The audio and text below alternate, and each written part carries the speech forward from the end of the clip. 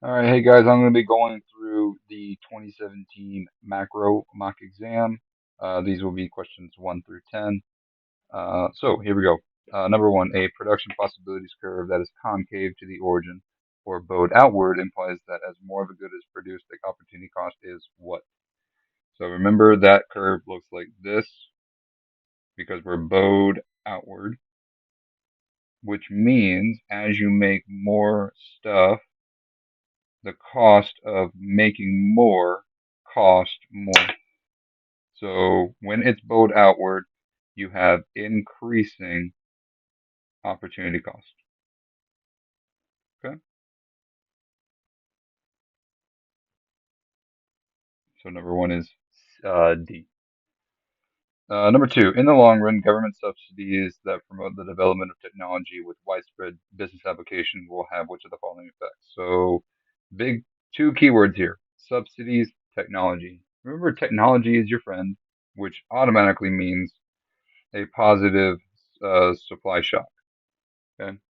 Now, because supply goes up, we know that prices go down. So two has to be C. Because the government is giving the firms extra money for technology, supply will go up, and because supply goes up, the price has to go down. Number three, Olivia volunteers full time at an animal shelter and will not accept any offers for a paid job for the next 6 months. She is blank. So guess what? Does she have a job? No, right? Remember, employed means you have a job for pay. All right, and right now she's volunteering, so she's not employed, and she will not accept any job offers. So she doesn't want a job. So if she's not employed and she doesn't want one, she's not in the labor force. Three is B. Number four, with an expansionary fiscal policy, what will most likely happen to the real gross domestic product and the nominal interest rate in the short run? So expansionary fiscal policy means G up or taxes down. If either one of these happens, right, this means there is a budget deficit. Okay, when there's a budget deficit, that means we need to borrow funds from the household, so supply of loanable funds goes down, and then interest rate will go up. Okay, so basically, because of the expansionary fiscal policy, G goes up, aggregate demand goes up, which means output will go up, and interest rate will go up as well. So four is B. Number five, economic growth is best measured as sustained increase in which of the following? So economic growth is looking at the per person real GDP. That's what we're looking for. We're looking for the real GDP per person, per capita. That's how we have the economic growth. Okay, it's not going to be the budget deficits, right? Because it's not the growth part is the real GDP. So it's not going to be unemployment. It's not going to be producing more public goods, right? And it's definitely not going to be nominal because nominal just could be prices increase, output goes down, or it stays the same.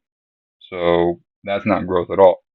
The real thing is real GDP per capita. Number six, the long run Phillips curve indicates that there are no trade offs between what? Remember, the long run Phillips curve or the short run Phillips curve was measuring unemployment and inflation, and a long run Phillips curve was a straight line at the natural rate. So there is no trade off between inflation and unemployment because look here. Um, if your inflation goes up, your unemployment stays the same. So there is no trade off here. Seven, assume that a country's government increases borrowing. What will most likely happen to the prices of previously issued bonds and the price level in the short run? So because they are increasing borrowing, that means they have a budget deficit. And because they have a budget deficit, they need to borrow. Where do they borrow from? They borrow from the household, so the supply of loanable funds will go down. Interest rate goes up. If you're confused on that one, that's demand, that's supply. Supply goes down. Interest rates have to go up. So, interest rates go up. When we're dealing with bonds and interest, bond prices and interest rates go in opposite directions. So, bond prices go opposite of interest rate. So basically, if interest rate is going up, prices have to go down. Okay, so interest rate goes up, bond prices have to go down. They go in opposite directions. Now, they are increasing borrowing because of a budget. So for a budget deficit, how did we get the budget deficit? That was because G goes up or taxes go down. And why are we doing that? To increase aggregate demand, which would increase price level, increase output. So our answer is D. Because the budget deficit will raise the interest rates, this will lower the bond prices. And because they're doing more borrowing to do more spending, this would increase the aggregate demand, which would increase the price level. 7 is D. Number 8, the graph above shows the foreign exchange market for the United States dollars in terms of the Japanese yen. Assume that there's an increase in United States consumers' preference for Japanese automobiles. Which of the following changes will most likely take place in the market for dollars?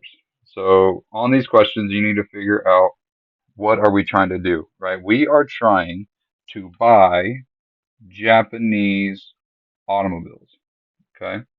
Well, how can you buy a Japanese car? You need the Japanese yen. So here is the market for where, oh, they're asking for the market for dollars, right? So how can I get the yen? Well, I need to buy it. So does that, so my demand for the yen did what? My demand for the yen goes up. So since I'm demanding more yen, how can I buy the yen? I need to supply the dollar. So if I supply more of the dollar, that means I'm demanding more yen. So 8 is C. Number 9. According to the graph above, in which year was real GDP the largest? So here we go. We need to create a new column with your real GDP.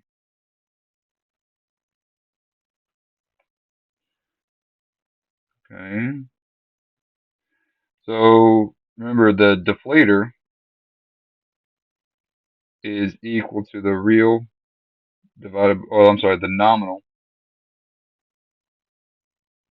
divided by the real times 100. Okay. So if we did each number here, such as 1980, we would do 70 is equal to 14,000 divided by X, because we don't know it, times 100. So if you did the math here,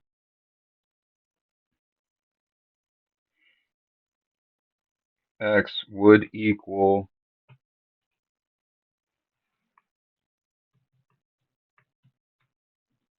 20,000. Okay. So I'll do one more, and then that's the process. So the next one would be 100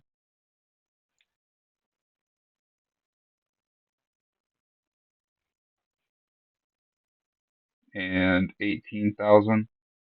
So when you do the math here,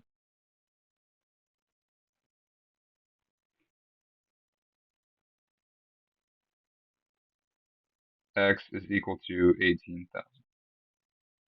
Okay. So it's just algebra trying to solve these equations here. So let's do the next one. The next one would be 220 and 22,000. So if I divide by that, I get 2.2, 22,000. So that would be 2.2x 22,000. And so that would be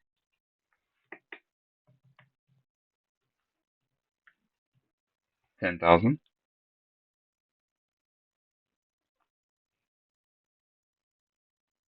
And then finally 2010, which was 250,000. If we did the math here, that would be 250,000. So that would be 2x is 50,000, and that would be 25,000. Okay. Let's see. The next one would be 20,000. If you were to do the math on that one, it would be 20,000.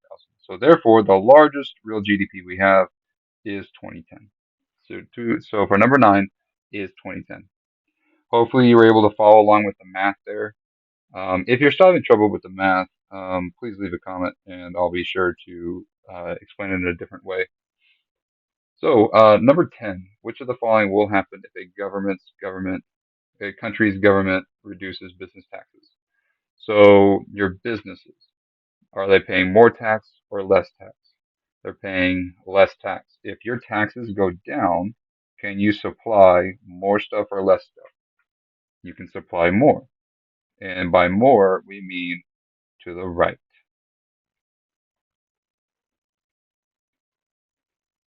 So 10 is B. All right. So that was questions 1 through 10. I will be continuing on 11 through 20 in the next video. I'll see you there. Okay. Have a good day. Bye.